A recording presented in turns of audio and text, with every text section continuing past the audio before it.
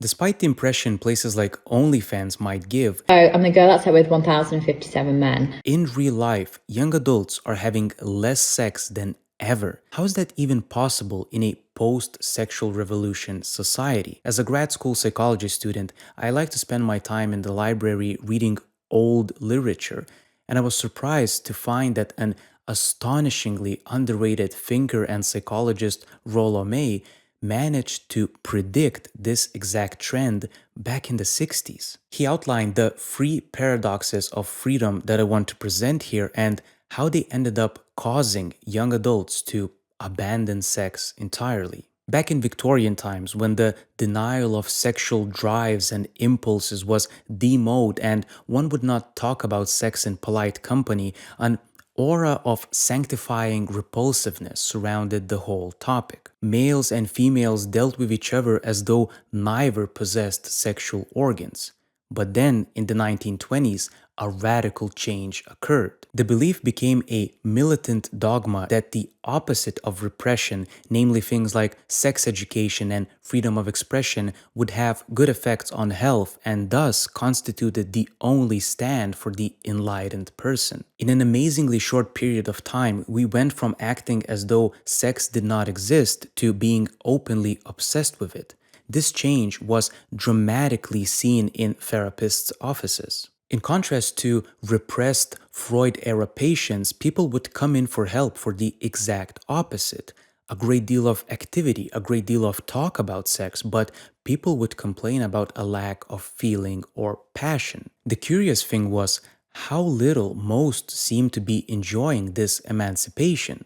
The first paradox is that the Enlightenment has not solved the sexual problems in our culture. To be sure, there are important positive results from the new Enlightenment, chiefly in the increased personal freedom. In fact, most external problems are eased.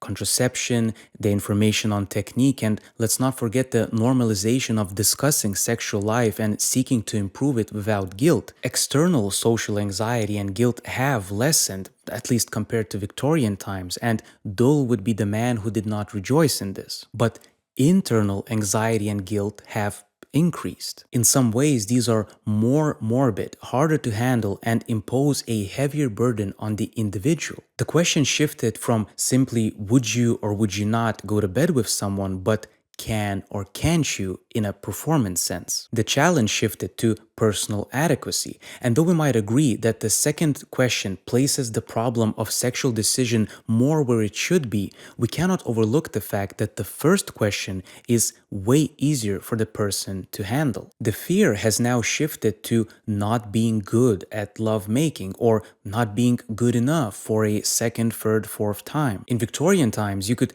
justifiably blame society's strict mores and preserve your own self-esteem by telling yourself that what you did or didn't do was society's fault and not yours. But when the question is simply how can you perform, your own self-esteem and adequacy are immediately called into question, and the whole weight of the encounter is shifted inward to how can you meet the test. Many adolescents, understandably anxious about their sexual freedom, repress this anxiety because one should like freedom and compensate for that increased anxiety due to repression by attacking parental figures and asking them for more freedom. What we did not see in our short-sighted liberalism is that throwing a person out into an unbounded and empty sea of free choices does not in itself constitute freedom, but is more apt for inner conflict. The second paradox is that the new emphasis on technique in sex backfires. There seems to be an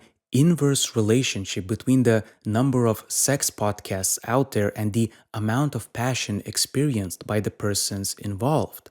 Now, don't get me wrong, there is nothing wrong with technique as such, but the emphasis on technique beyond a certain point makes for a mechanistic attitude and goes hand in hand with feelings like loneliness, alienation, and depersonalization.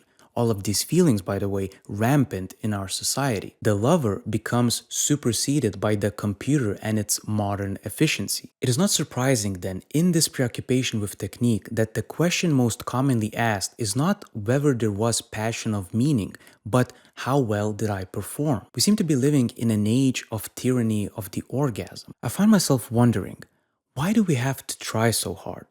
What abyss of self-doubt, what inner void of loneliness are we trying to cover up by this big concern with grandiose effects? When we cut through all the noise about roles and performance, what's left is how amazingly important the sheer fact of meaningful intimacy in a relationship is. The meeting, the growing of closeness with the excitement of not knowing where it leads, the assertion of the self and the giving of the self. Does it really need to be reminded that all of these are what makes a sexual encounter memorable? Nowadays, we seem to be more wary of the tenderness that comes with the psychological and spiritual nakedness than with the physical one in intimate relationships. The third and biggest paradox is that our highly vaunted sexual freedom has turned out to be a new form of puritanism. We can define this new puritanism as consisting of three elements: an alienation from the body, a separation of reason from emotion,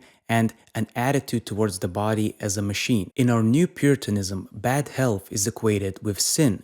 Sin used to mean not giving in to one's desires, but it now means not having full sexual expression. Our contemporary Puritan holds that it is immoral not to express your libido. For example, a woman used to feel guilty if she went to bed prior to marriage. She now feels vaguely guilty if after a certain number of dates she refrains. The Victorian person sought to have love without falling into sex. The modern person seeks to have sex without falling into love. Many of us are deathly afraid of our passions unless they're kept under leash. Well, the theory of total expression is the modern leash. This can be seen in the depersonalization of language. Instead of going to bed, we get laid. Instead of making love, we just have sex. And so on until the only word left is fuck, entirely forgetting that these different words refer to different kinds of human experience. With all that we have noted, it is no wonder that there is a diminution of feeling and that passion has lessened almost to a vanishing point. This diminution of feeling often takes the form in a kind of anesthesia where the people involved can perform the mechanical aspects of sex very well, but nothing else. And this is so common that we're quite used to statements like, "We had sex, but I didn't feel anything." Young people can no longer get a bootlegged feeling of personal identity out of revolting against sex because there's barely anything left to revolt against. And someone like Bonnie Blue is an extreme example of how far the line is. Those who are not that far out have only one thing left to realistically revolt against, and that is sex and eventually identity itself. And there we go.